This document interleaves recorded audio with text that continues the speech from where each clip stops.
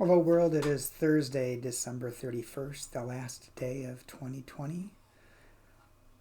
So let's hope 2021 brings something new and different and good.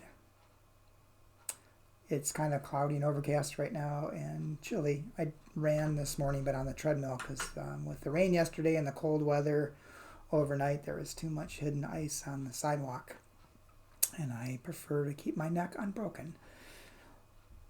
Today's devotion is entitled, Where Are You Going?, written by Molly Baskett. And Molly bases the devotion upon the Gospel of John, chapter 8, verse 14, New Revised Standard Version.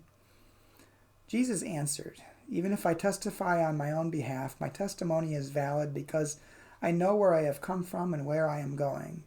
But you do not know where I come from or where I am going." And Molly writes, "When I moved to Berkeley, California, I was amused by the sight of so many grown men riding old-school kick scooters for their commutes.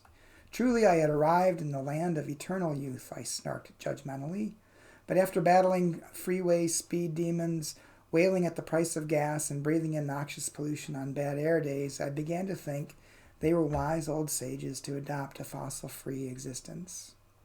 When Jesus said, "I know where I come from and where I am going," he was not talking to his disciples about a mode of transportation, but about his life purpose and his imminent death. Then again, aren't life and death a trip? How will we ride? It's the last night of the year, the hinge between what was and what will be and what could be if we make a move. It's a time for resolve and new habits.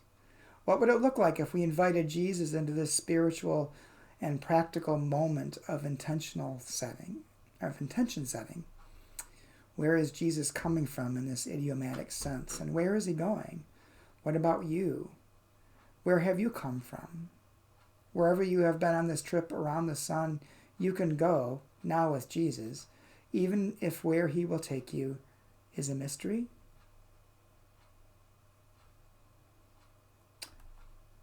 And Molly's prayer. Jesus, whether you arrive by scooter, spaceship, or Tesla Model S, tonight let me ride with you. Amen. Well, for me, this devotion points to the need for us to be involved. We can make a difference. Even just the simplest thing. How 2021 turns out is really up to us, and what we do and what we decide to do and what we decide to stand up for. This is where we are called to follow Christ, is to stand up and speak up and take action and do things against those things that we think that are unfair, those things that oppress people, that keep people down. The only way it's going to change is if each one of us does a little bit of something.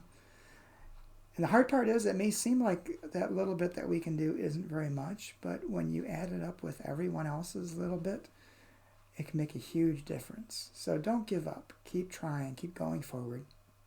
And yes, there will be some struggle and confrontation, just as Jesus saw, but it didn't stop Jesus. He kept going and kept pushing, and that's what we need to do. And I think that's one of the things I do look forward to with the focus that some people have on the afterlife and with the salvation found in Jesus, in that death is not the end. It doesn't end anything. It just keeps going. And the way that we are resurrected is in love. So keep loving, keep doing, keep being active. And think back on what we've done, and think back on what you've learned in this year, 2020. And look at what maybe we can do differently, both as individuals and as a church, as a community. What is it that God is calling us out of the ashes of 2020 to be in 2021? Try to talk to you again tomorrow on the first day of 2021. Take care. Hope you have a good day.